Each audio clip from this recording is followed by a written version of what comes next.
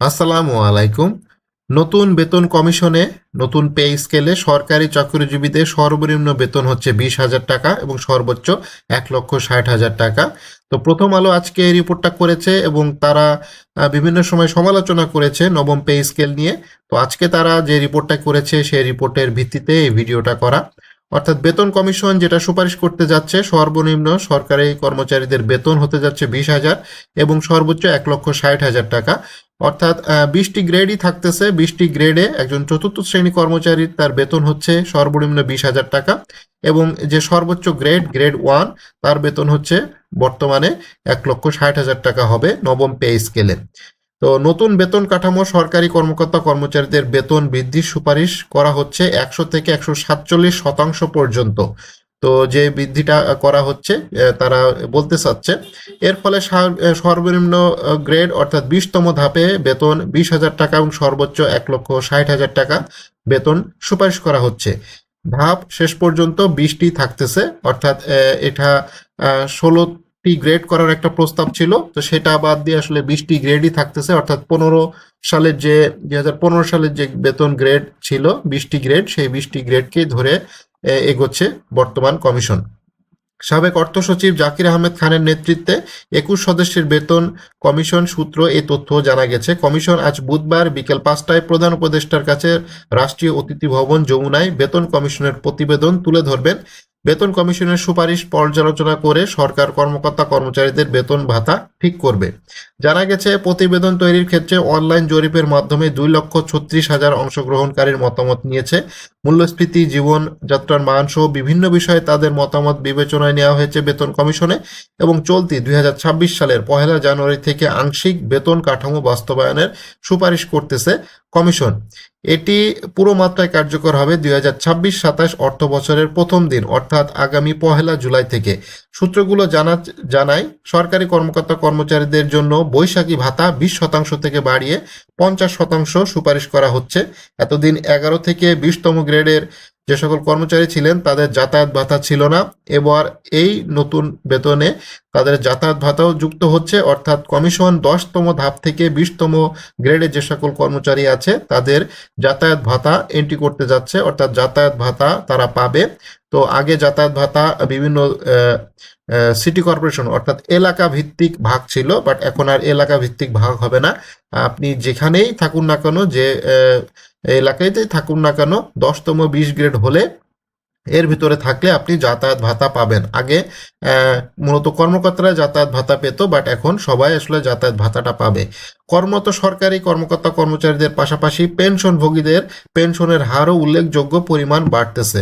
মাসে যাদের 20,000 টাকার কম পেনশন, এমন পেনশনভোগীদের পেনশন বাড়ছে 100% পর্যন্ত এবং যারা 20 থেকে 40,000 টাকার পেনশন পান তাদের বাড়তেছে 75% পেনশন।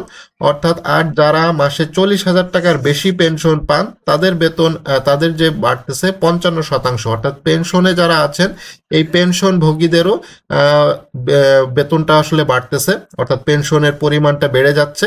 20,000 টাকার কম যাদের পেনশন আছে তারা 100% মতো পেনশন বাড়বে।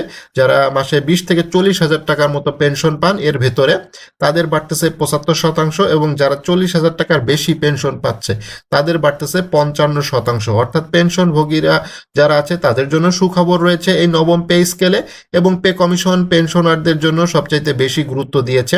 75 বছর বয়সী পেনশনধারী চিকিৎসার ভাতা 10,000 টাকার করার সুপারিশ করা হয়েছে। এমনিতেই বয়স ভেদে 8,000 টাকা চিকিৎসা ভাতা ও 55 বছরের কম বয়সী চিকিৎসার ভাতা দেওয়ার সুপারিশ করতে যাচ্ছে 5,000 টাকা। তো যারা পেনশনে আছেন তাদের জন্য আসলে খুবই সুখবর রয়েছে। প্রথম থেকে 10 ধাপ পর্যন্ত সরকারি চাকরিজীবীদের বাড়ি ভাড়া তুলনামূলক কম হারে দেওয়ার সুপারিশ করা হচ্ছে। অর্থাৎ 11 থেকে 20 ধাপে যে সকল কর্মচারী থাকবেন তাদের বাড়ি ভাড়া তুলনামূলক বেশি দেওয়া হবে এবং এটা কয়েকদিন ধরেই জানা যাচ্ছিল। তো এই সুপারিশগুলো মূলত কমিশন থেকেই মূলত জানানো হয়েছে। ঠিক আছে, কমিশন এগুলো ফ্ল্যাশ করে দিয়েছে। কমিশন আসলে জানিয়েছে যে এই ধরনের জিনিসগুলোই থাকতেছে, বাট সরকার কতটা একসেপ্ট করবে সেটাই হচ্ছে এখন দেখার বিষয়। এবং সরকারি চাকরিজীবীদের প্রতিবেদন দাখিলের পর সামরিক ও বিচার বিভাগের জন্য আলাদা বেতন কমিশন চূড়ান্ত হবে বলে জানা গেছে। আপনারা জানেন সশস্ত্র বাহিনীর জন্য আলাদা বেতন কাঠামোতে তাদের বেতন হয়, তো সেটাও আলাদা একটা কাঠামো হবে, এবং বিচার বিভাগে যারা চাকরি করে তাদেরও আলাদা একটি বেতন কাঠামো রয়েছে, সেটাও মূলত আলাদা বেতন কাঠামোতেই তাদের বেতন হবে। এবং সরকারি চাকরির যে 20তম গ্রেড অর্থাৎ 4র্থ শ্রেণী একজন কর্মচারী যার বেতন এখন বর্তমান 8,250 টাকা, সেই টাকা বাড়িয়ে 20,000 টাকার বা একটু বেশি করা হচ্ছে, 20,000 টাকার একটু বেশি করা হবে, সমান সমান 20,000 টাকা হয়তো থাকবে না, বাট এইটাকে একটু বাড়ানো হবে। সেটা কত হবে সেটা মূলত মূল যে প্রতিবেদন সেটা হাতে পাওয়ার পরে মূলত বোঝা যাবে। তো জাতীয় বেতন কমিশন এখনো পর্যন্ত বৈঠক করতেছে। বৈঠক করা শেষ হলে তারা 5টা বা 5:30 বা 6টার মধ্যে প্রধান উপদেষ্টার দপ্তরে যাবেন। সেখানে মূলত তারা প্রধান উপদেষ্টার কাছে যাবতীয় রিপোর্টটা পেশ করবেন, এবং আজকের মধ্যেই পে কমিশনের প্রাথমিকভাবে যে তাদের যে কার্যক্রম সেটা তারা এখনো চালাচ্ছে, সভা করতেছে পে কমিশন, এবং সর্বশেষ যে সভা সেটা অনুষ্ঠিত হচ্ছে। এবং পে কমিশন খুব তাড়াতাড়ি যাতে এটা বাস্তবায়ন হয় সরকারকে সেটাও সুপারিশ করবে, এবং অর্থ উপদেষ্টা তো বলেই দিয়েছে যে আমরা খুব তাড়াতাড়ি এটা করার চেষ্টা করব। তবে এটা পূর্ণাঙ্গভাবে এখনই এটা বেতনটা চালু হচ্ছে না, অর্থাৎ পূর্ণাঙ্গ বেতন চালু হচ্ছে না। এটা 2টি ধাপে মূলত চালু হওয়ার পরিকল্পনা রয়েছে। তবে এতটুকু সূত্র থেকে জানা গিয়েছে প্রাথমিক অবস্থায় যে বেতন কমিশন তাদের যে বেতনের গ্রেডগুলো দিবে, অর্থাৎ বেসিকটা যেভাবে শুরু হবে প্রাথমিক অবস্থায় শুধুমাত্র বেসিকটাই সরকার এই মুহূর্তে দিতে চাচ্ছে, এবং বাদবাকি ভাতা সহ যাবতীয় যে যে জিনিসগুলো রয়েছে সেটা মূলত চালু হবে আগামী 1 জুলাই 2025 2026-27 অর্থ বছর থেকে। এরকমই একটা পরিকল্পনা বর্তমানে সরকারের রয়েছে।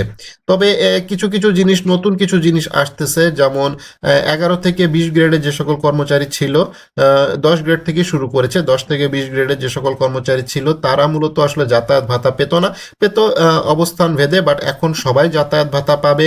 এবং বাসা ভাড়ার ক্ষেত্রেও তাদের যে পার্সেন্টেজ ছিল সেটাও বৃদ্ধি পাবে, এবং বৈশাখী ভাতা 20% থেকে বাড়িয়ে 50% করার একটা সুপারিশ রয়েছে। এবং বিশেষ করে পেনশনভোগীদের ক্ষেত্রে সবচাইতে বেশি উপকার আসতেছে। পেনশনাররা যারা রয়েছেন তাদের জন্য খুবই সুখবর রয়েছে। যারা পেনশন 20,000 টাকা মাসে কম পাচ্ছেন তারা তারা 100% পর্যন্ত পেনশন পেতে যাচ্ছে, এবং যারা মাসে 20 থেকে 40,000 টাকা পেনশন পান তাদের আসলে 75%, এবং 40,000 টাকার বেশি যারা পেনশন পাচ্ছে তাদের 55% পেনশন বাড়তেছে। তো পেনশনভোগীদের জন্য সুখবর রয়েছে, এবং তাদের যে পেনশনের সময় যে চিকিৎসার একটা ব্যাপার আছে, যেহেতু বৃদ্ধ বয়সে চিকিৎসার খরচ অনেক বেশি বেড়ে যাচ্ছে বর্তমান প্রেক্ষাপটে, তো সেই চিকিৎসার জন্য সরকার যথেষ্ট ভালো একটা অ্যামাউন্টের ভাতা দিচ্ছে পেনশনারদের ক্ষেত্রে। তো বাসা ভাড়ার ক্ষেত্রেও তো অবশ্যই বললাম যে বাসা ভাড়াও অনেক বৃদ্ধি পাচ্ছে। তো সবগুলো মিলায় একটা ভালো একটা পে কমিশন তাদের যে নতুন পে স্কেল ঘোষণা করার যে যাবতীয় কার্যক্রম সেটা করে দিতে যাচ্ছে, এবং সরকার এটা কতটা একসেপ্ট করবে, সকল বিষয় যে সরকার একসেপ্ট করবে এটাও বিষয়টা তেমন সঠিক নয়। সরকার হয়তো এখানে কিছু কাটছাট করতে পারে, তবে যত দ্রুত গেজেটটা প্রকাশ হবে এবং নির্বাচনের আগে যাতে সরকারি কর্মকর্তা কর্মচারী যারা আছে তারা আংশিক যে বেতন কাঠামো পাওয়ার কথা ছিল, অর্থাৎ বেতন পাওয়ার কথা ছিল হাতে, সেইটা যাতে খুব তাড়াতাড়ি পায় সেই জন্য সরকার খুব দ্রুততার সাথে কাজ করবে।